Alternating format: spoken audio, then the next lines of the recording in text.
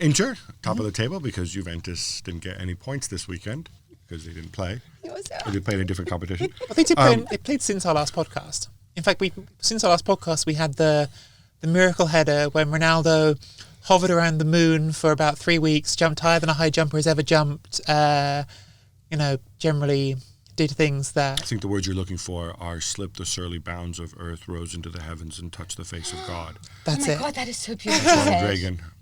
Well done. Thank you. So they play Genoa, and it's just as expected. They go and they hammer them 4-0. But what I wanted to ask you, Mina, was Lukaku is 14 goals this season in all competitions. 4 times he has given up penalties to other players. In this case, Esposito, and the guy was so happy and sweet.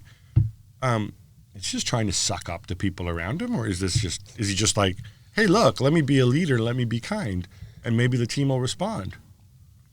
If that is his thinking, then I want to applaud him for it, because the one thing that I just remember thinking is when Ciro Immobile did it for Luis Alberto, and we sat here and spoke and I praised him non-stop because I thought that was such a wonderful move. And there's one thing that I always remember about Juventus, and I'll always remember about Carlos Tevez, is I remember squaring it to Alvaro Morata in a Champions League game, and I feel like this is how you bring youth into the game.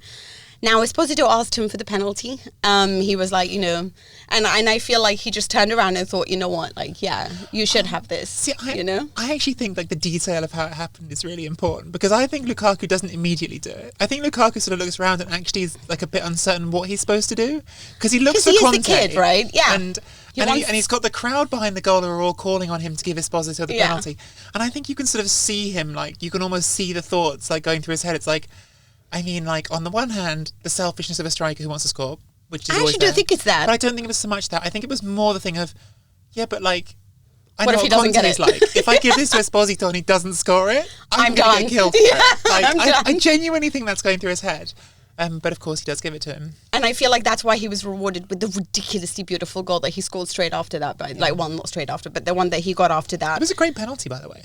The penalty was like, fantastic. For a kid who could have been nervous, he put it, really right in the corner and well struck. Yeah, Esposito's game in general I thought was very good, but I mean Inter were very good. Lukaku also, it's not just the goals. I think that he had like a rough week in the sense that some people, I'm one of those critics as well who said, you've missed important chances against the likes of Roma. You missed important chances against Barcelona when you were trying to qualify for the Champions League.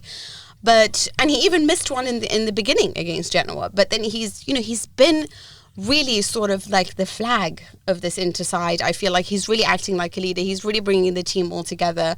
You can sort of get why Conte wanted him. But at the same time, I look at this and I think, I don't want to get too carried away because it's Genoa. And Genoa were beyond sorry, but this is, for me, they were ridiculous. I mean, you cannot play against a side that press, and that is Antonio Conte, and then fall deep, and then try to play the ball out from the back. Like, they consistently lost possession and made it so easy for Inter to come and attack them. Genoa, really bad. Really, really, really bad. And at serious risk of getting relegated. On Lukaku... Which is good. Yes. Well, hang on. No, I'm not going to agree or disagree on that. That's my impartial journalist has no opinion. I know you feel strongly about their owner. Wouldn't you be a little bit upset if they won? No, I'd be really happy. On Lukaku, I actually, I disagree with the sort of narrative that is out there that he's just a flat track bully. And I know that's a narrative that's out there about him. I think it's more nuanced than that. However, even if Lukaku were just a flat track bully, he's a great one. There's a case with this Pazza Inter, whose problem was their inability to be consistent. I've actually had this case put to me by a cousin of mine who is, a regular at San Siro, a big Inter fan. He's like, I don't care as long as he keeps winning us these games against small teams, because that's how you win the league. Yeah. And it might be, he's the second highest scorer in Serie A now after Ciro Immobile. That might be all you need to be. I want to just quickly, we have to wrap up now. They have a big call to make in January because the transfer window reopens. Conte obviously wants another striker. And I